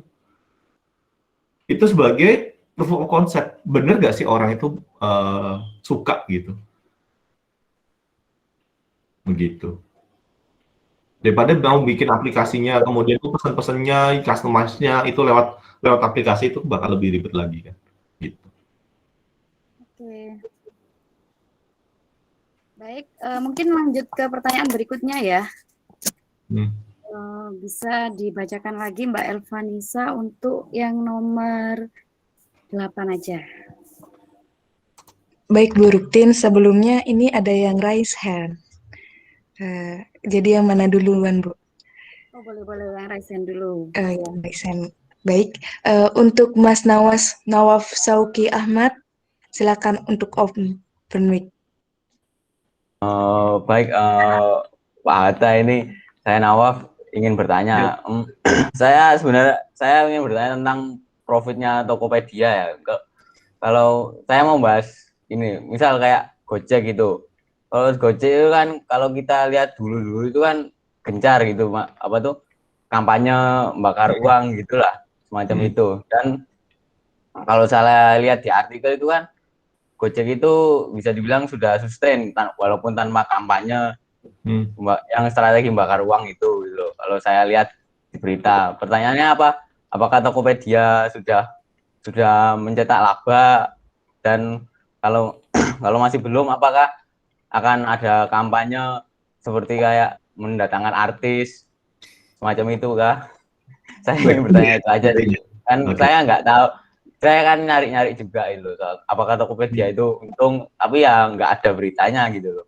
Artikel yang baru. Itu aja sih. Terima kasih. Oke. Jadi kita harus membedakan budget untuk apa, sustain sama growth. Sustain itu apa sih? Sustain itu ya sesimpel operasionalnya jalan, bayarin gajinya bisa, kemudian bayar uang gedung, secara operasional cost. Atau kita bisa nyebutnya EBITDA lah.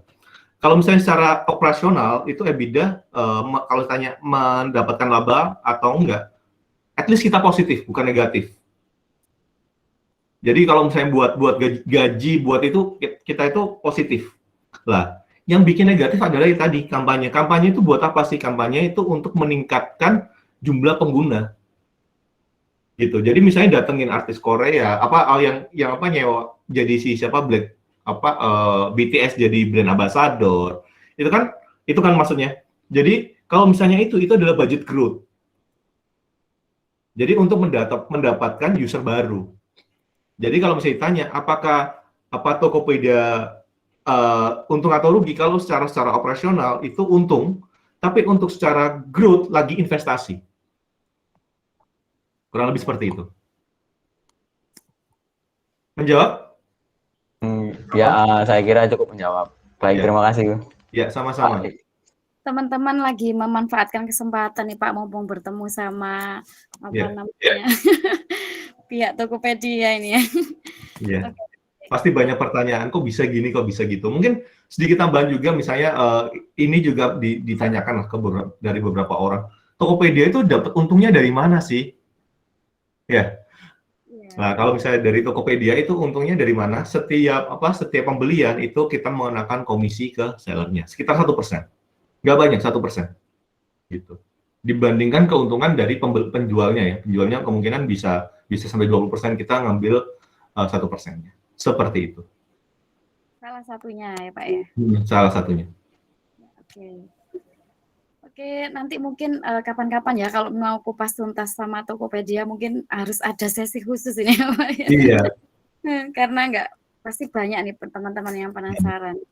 Tadi ngomong-ngomong soal MVP, MLP gitu ya, itu menarik sekali ya Pak, bisa dikombinasikan antara technopreneurship dengan UX gitu ya. Jadi kayaknya sekarang arahnya memang ke sana ya. Jadi dua topik ini nggak bisa dipisahkan gitu ya.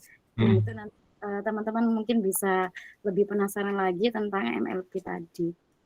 Oke Mbak Elvanisa, nomor 8 tuh kayaknya boleh tuh dibacakan. Nomor 2, 3. Sepertinya sudah terjawab ya dari penjelasan awal sampai akhir tadi, jadi nggak usah dibacakan aja. Baik, pertanyaan dari Mikdad Fahmi, Universitas Internasional Semen Indonesia. Pertanyaannya adalah, di era ini banyak orang yang mulai masuk ke dalam bisnis otomatis persaingannya lebih ketat dan lebih banyak.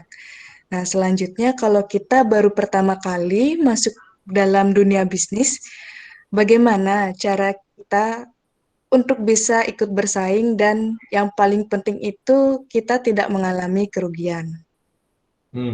Oke, terima kasih. Oke, yang paling pertama adalah buatlah bisnis di komunitas Anda. Itu tadi, the easiest way adalah buatlah komunitas di komunitas Anda. Misalnya di mahasiswa itu butuh apa sih? Ya, coba cari di situ. Itu adalah cara paling gampang. Gitu. Nah, setelah tahu apa yang paling gampang ya tadi problemnya apa, diidentifikasi. Oh, problemnya seperti ini. Kemudian di googling, solusinya kayak gimana sih? Udah pernah ada nggak sih aplikasinya? Kemudian setelah itu ya udah diimplementasikan ke komunitasnya gitu. Kan gini, basically orang itu bikin aplikasi itu punya target market sendiri-sendiri.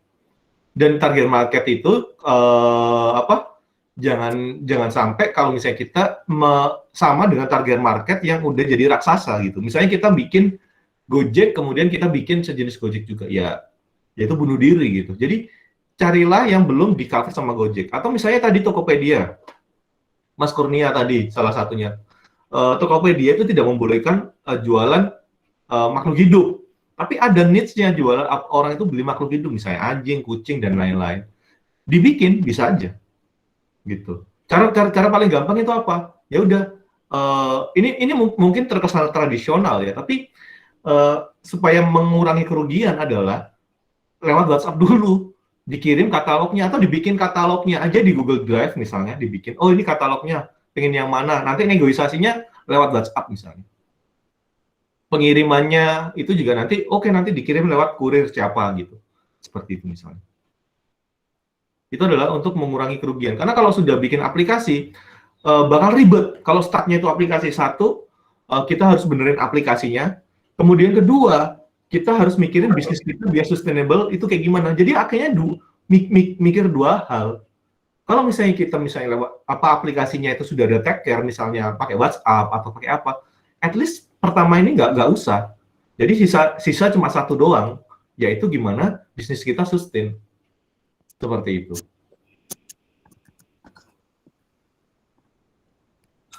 Jadi nggak semuanya itu solusinya aplikasi. Seperti itu. Mungkin jawabannya kurang populer, tapi kalau misalnya kita kalau misalnya menjadi the real entrepreneurship ya seperti itu. Tapi kalau misalnya tujuannya itu untuk misalnya proposal lomba ya dibikin aja gitu. Tapi again bisnis modelnya teman-teman sudah kebayang gitu. Jangan lewat apps dulu kemudian dibikin bisnis modelnya. Bisnis modelnya apa dibikin apps misalnya gitu. Seperti itu. Ya, pada intinya kalau misalnya kita jadi problem solving otomatis pastilah ya pakai gitu ya Pak ya. Pasti. Iya, pasti. Ya. Jadi harus berangkat dari need-nya customer dulu gitu. Benar. Nah, sebagian besar teman-teman di sini sih memang ini sih Pak sudah melakukan apa ya? Kalau saya lihat memang sih awalnya agak dipaksa gitu ya, ide dulu gitu kan nggak mudah ya menggali need gitu ya, mungkin butuh latihan dan segala macam. Ya mungkin setelah tahu kalau idenya tadi tidak tidak layak untuk di dalam tanda kutip diterbitkan berdasarkan survei sederhana, mungkin tadi tanya teman, tanya beberapa responden, ya sudah jangan maksa gitu ya Pak ya. Jangan maksa untuk ide saya harus dijalankan gitu ya. Daripada nanti udah dijalankan tapi nggak ada pasarnya, nggak laku dan seterusnya. Tadi yang dikatakan Pak Hatta harus dimulai dari need dulu, jangan langsung ide gitu ya. Insya Allah ya meskipun semuanya pasti ada saat-saat pertama ya Pak, nggak mungkin langsung untungnya banyak gitu ya. Iya. Ya kan ada semangat untuk kalau orang pertama jualan laku itu kan seneng ya. Kalau pertama jualan terus nggak laku rugi itu kan mungkin agak demotivasi gitu. Tapi kalau berawal dari need, insya Allah ya laku lah atau jalan. Meskipun nggak langsung secepat Tokopedia gitu. Iya. Oke, ada lagi yang mau tanya langsung on mic?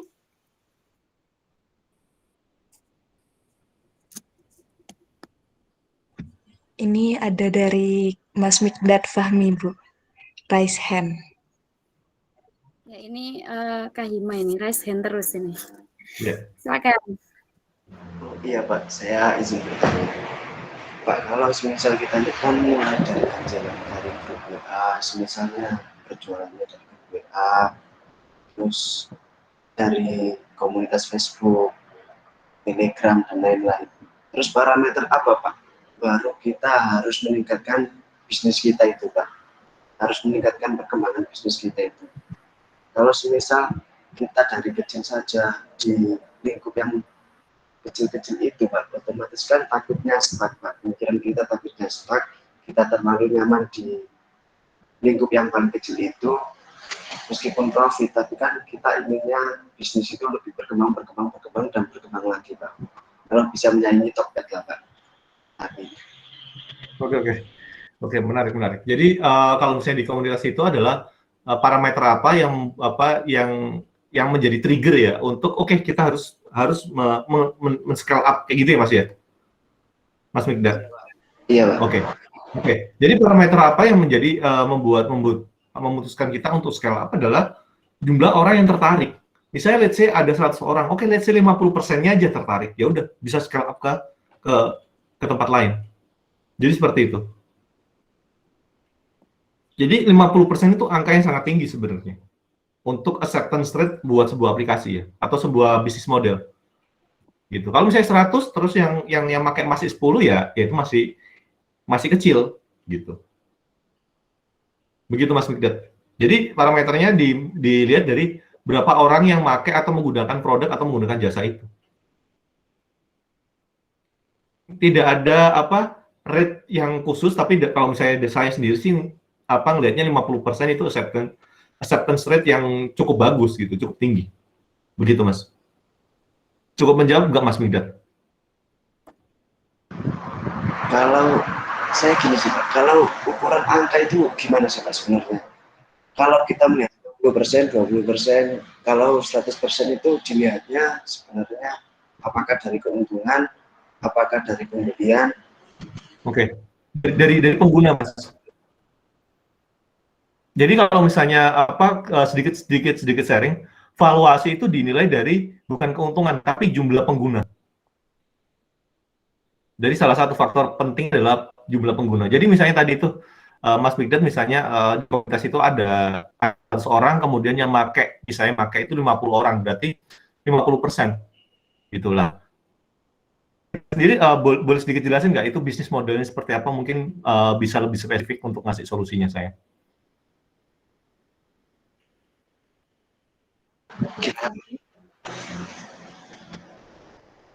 Halo, Mas Mikdad? Iya Pak. Kalau bisnis model bisnismu itu apa? Biar Pak Hatta dari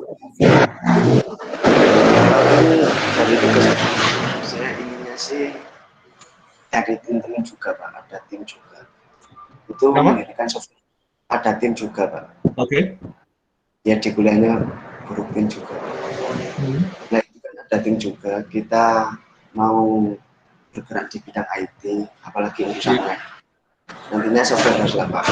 Nah, di bagian promosi nanti kan kita ya sharing ke WA ke teman-teman. Terus parameter yang tadi yang sudah dijelaskan Pak. Otomatis kan dari pengguna.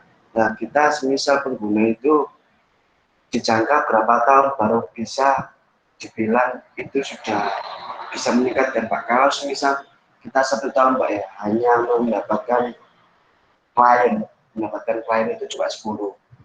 Apakah itu sudah dikatakan 100% atau hanya itu Pak?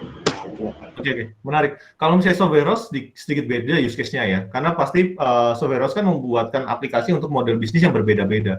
Kalau saya sarankan fokus dulu ke model bisnis tertentu. Apakah misalnya contoh bikin warehouse, apakah model bisnis bikin marketing tools, fokus ke situ dulu. Kalau saya sarankan ya, kalau misalnya mau bikin software house, karena secara desain database, marketing sama warehouse itu pasti beda. Secara data flow juga beda. Nanti dashboardnya juga beda yang dibutuhin. Jadi fokusin dulu lini bisnis mana yang mau diambil. Itu satu. Kemudian kedua, kalau mau scale up itu adalah dari sisi dari model bisnis itu atau dari industri itu sudah benar-benar ngelontok atau enggak, atau benar-benar udah ngerti model bisnis atau enggak. Kalau udah ngerti, ya udah bisa pindah ke model bisnis yang lain. Begitu. Nah, itu berapanya? Itu ya saya rasa sih susah juga ya di kuantitatifin. Mungkin secara kualitatif, saya udah bisa di sini, ya udah buka jasa buat bikin aplikasi di model bisnis yang lain. Kurang lebih seperti itu. Mikdad. Oh iya Pak, Pak, kalau saya tanya sekali lagi boleh nggak Pak? Oh silakan. Borong ini ceritanya. Hmm. Ini. Atau ya, oke. Silakan. Pak, semisal nih Pak ya. Ya doa saya sih semisal software house-nya ini sudah sukses Pak, sudah sukses.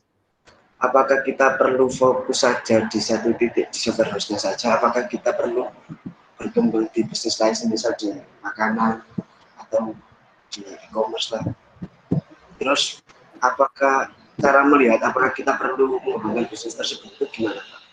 Oke, masalah perlu atau enggak ya nanti ngelihat kondisi momentum itu gitu. Jadi mungkin ini jawabannya normatif tapi kondisinya seperti itu memang. Jadi apakah perlu ya lihat nanti gitu. Bisa ada model bisnis yang misalnya orang itu di software terus, itu ada sebuah perusahaan gitu software terus, let's say misalnya kayak Accenture itu kan quote unquote dia software house, kemudian dan dia ya fokusnya di situ gitu. Apakah nanti bisa bercabang-cabang, misalnya kalau misalnya teman-teman tahu misalnya Amazon itu dia itu dari jualan kayak e-commerce, dia sampai punya Amazon Prime Amazon Prime yang jadi kayak Netflix gitulah. Itu kan model bisnis yang beda gitu. Jadi pertanyaannya, apakah perlu lihat nanti gitu. Kemudian lihat nantinya itu apa? Lihat potensi market dan kemampuan gitu. Jadi ngelihatnya dari situ, potensi market sama ini tuh kemampuan. Misalnya ini tuh software house, kemudian tiba-tiba ada opportunity. Ini kok ada opportunity misalnya jualan makhluk hidup di daerah Jawa Timur. Bisa nggak ya? Dan ternyata secara kompetensi bisa punya channelnya, kemudian penjualnya juga kenal deket, kemudian tahu cara ngirimnya kayak gimana, take care-nya gimana, ya udah dibikin aja, nggak masalah.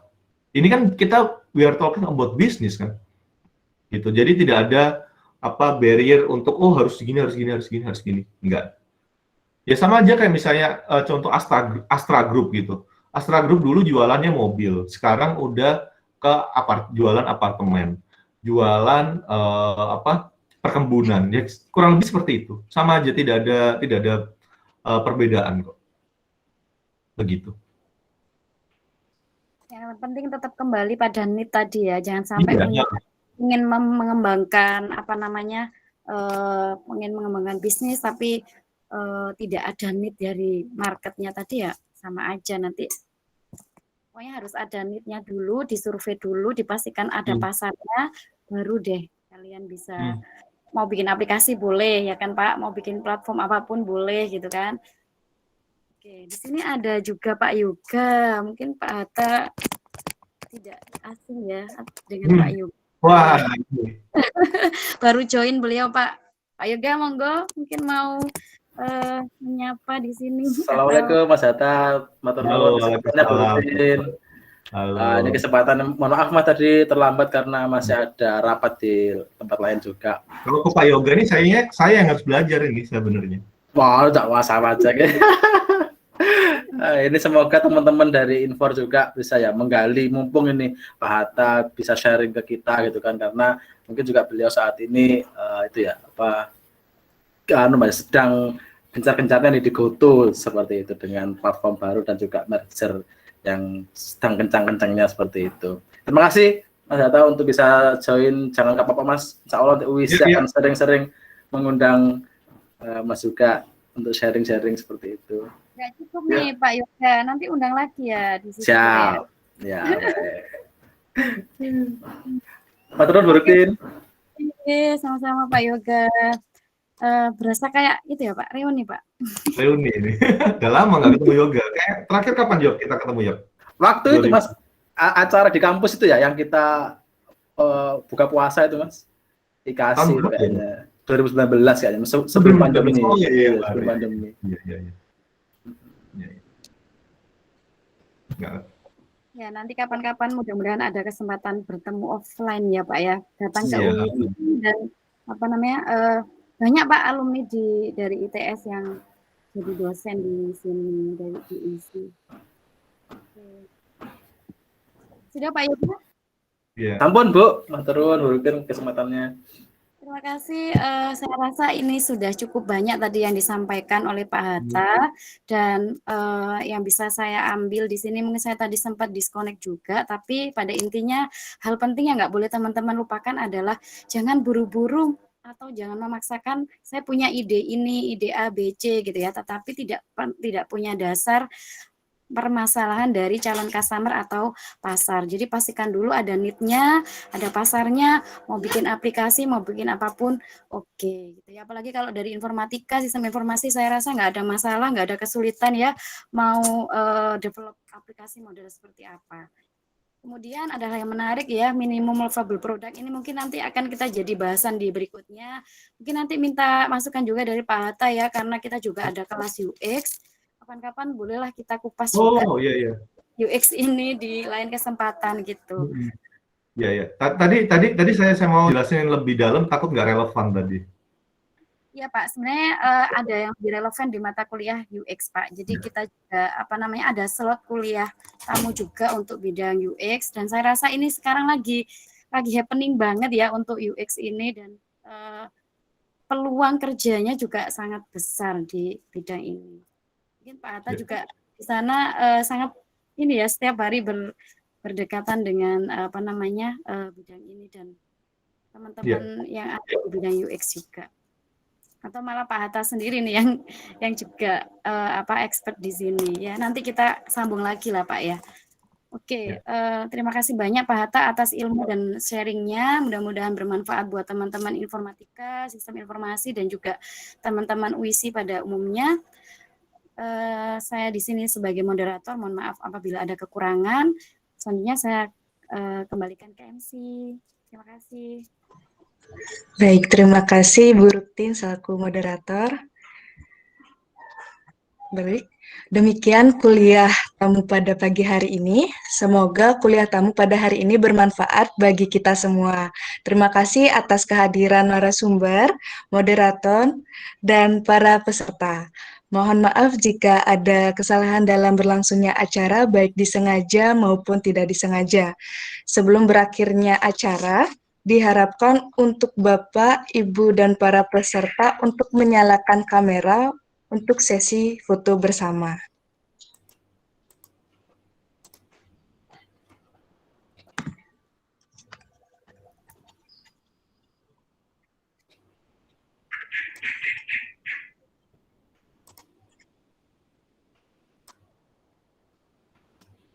Sekali lagi, Bapak, Ibu, dan para peserta kuliah tamu untuk segera on cam.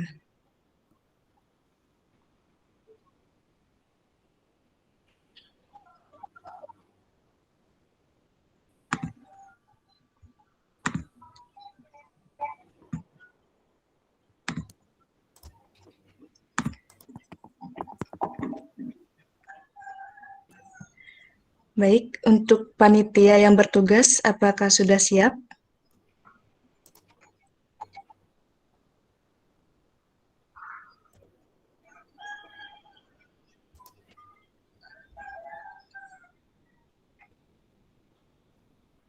Halo Mas Bagas, sudah siap?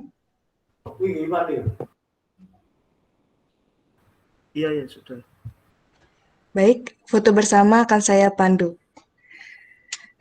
Foto bersama kali ini dengan gaya formal dulu. Oke, siap. 1, 2, 3.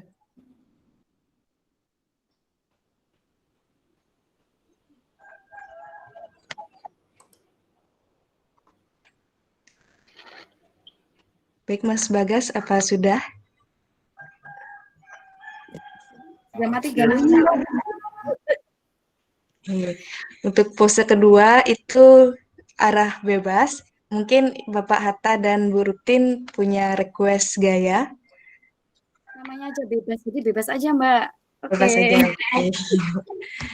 Baik, gaya bebas ya teman-teman.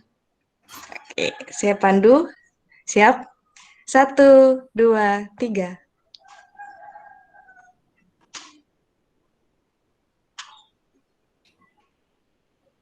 Baik. Oke, lagi sekali. 1, 2, 3.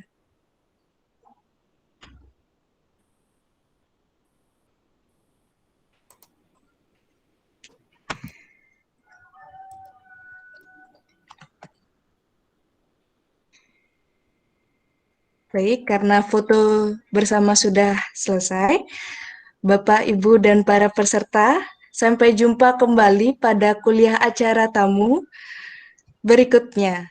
Saya Elvanisa Lukitasari, selaku pembawa acara, pamit undur diri.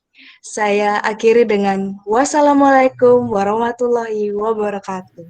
Waalaikumsalam warahmatullahi Wabarakatuh. Waalaikumsalam. Waalaikumsalam warahmatullahi wabarakatuh.